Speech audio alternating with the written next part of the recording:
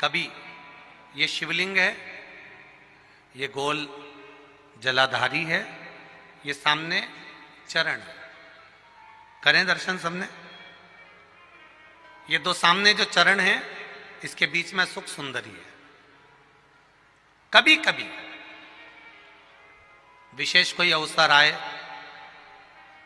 सोमवार की अष्टमी पड़ जाए या कोई विशेष प्रदोष का दिन पड़ जाए और आपको लग रहा हो कि मेरा महादेव को मैं जल चढ़ाते चढ़ाते इतना समय हो गया, मेरा महादेव नहीं सुन रहा, तब कभी कभी ऐसा मन में आए कि क्यों नहीं सुन रहा, तब लोटा भरकर जब जल लेकर जाओ, गणेश जी को चढ़ाया, अशोक सुंदरी को चढ़ाया, षडानंद कार्तिकेय को चढ़ाया, माँ जगत जननी जगदम्बा माँ पार्वती को चढ़ाया, वही जल ले जाकर बेलपत्री के वृक्ष पर चढ़ाया।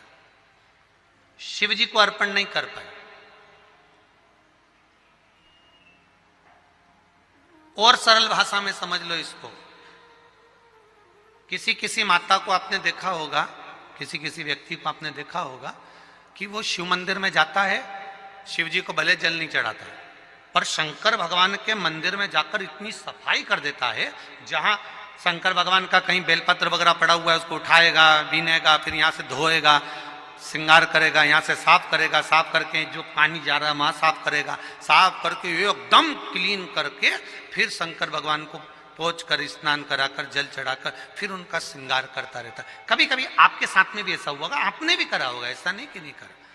कभी कभी सब दूर सफाई के बाद शिवलिंग की सफाई करना भूल गया या शंकर जी के शिवलिंग पर जल चढ़ाना भूल गया, जल चढ़ाकर आ गया।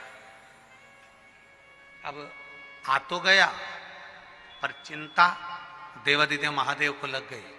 मेरा था, भक्त था, उपास करता था, शिवरात्रि का व्रत करता था, पशुपति व्रत करता था, सोमवार सावन के करता था, 16 सोमवार करता था, पर आज इसको ना जाने क्या हो गया कि ये मेरे ऊपर जल ना चढ़ाकर सब दूर जल चढ़ाकर चले गया।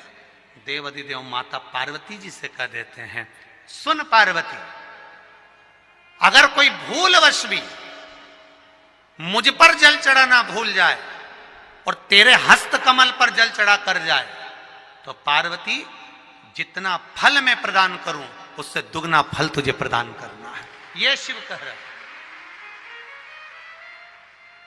सोमवार की जो प्रदोष पड़ती है वो इच्छा पूर्ति करती है, मंगलवार की प्रदोष रोग से मुक्ति देती है, बुधवार की प्रदोष कामना की पूर्ति करती है, गुरुवार की प्रदोष शत्रुओं का नाश करती है, शुक्रवार की प्रदोष सुख और शांति देती है, शनिवार की प्रदोष संतान का सुख देती है, और रविवार की प्रदोष जो काम दुनिया में कोई नहीं कर सकता वो अचूक फल की प्राप्ति रविवार की प्रदोष करा देती है। महाराज ऐसी प्रदोषों का नियम वर्णन किया। शुक्रवार की अगर प्रदोष पड़ती है तो शिव नीलकंठ पर विराजमान होते हैं, शनिवार की अगर प्रदोष पड़ती है तो शिव शमी के वृक्ष के नीचे रहते हैं, और रविवार की जब प्रदोष पड़ती है तो शिव बेलपत्र के पेड़ के नीचे निवास करते हैं। बन सके जीवन में 11 प्रदोष या 26 प्रदोष करने के बाद आप उसका उद्यापन कर कर विराम भी दे सकते,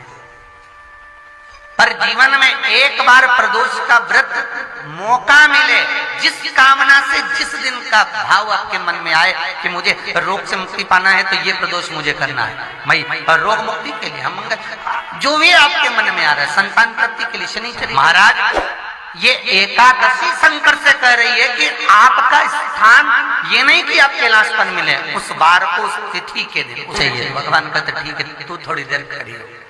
एकादशी सम्मुख खड़ी हुई, पार्वती जी ने जिस अंगुष्ठ का जल पीने के लिए लिया था हाथ में, बस पीने ही वाली थी, शंकर भगवान ने वही हाथ में जल लेकर एकादशी के हाथ में उसको देकर कहा, ले ये मेरे द्वारा निर्मित एक व्रत है जिसे त्रयोदशी के दिन तूने मांगा है, मैं तुझे देता हूँ, आज इस व्रत का फल मैं तुझे प्रदान करता हूँ। अब तू जिस जीवात्मा को लेकर जाएगी उसका पाप प्रबल नहीं होगा। किसी स्त्री पुरुष बालक बुजुर्ग जो भी होगा जिसने प्रदोष का व्रत करा होगा, वो जीवात्मा को तू किसी फल की कामना से नहीं, स्वतः ही लेकर चली जाए, उसमें कोई कामना नहीं है। एक बहुत सुंदर बात कहना चाहेंगे, जिंदगी में कभी मौका लगे तो स्मरण करिएगा।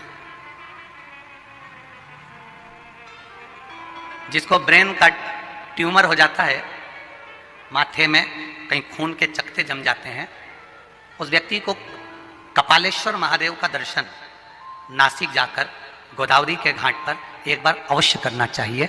उसकी राह मंजिल सरल हो जाती है, रोग का निवारण होता है। कपालेश्वर महादेव, वो कपालेश्वर महादेव।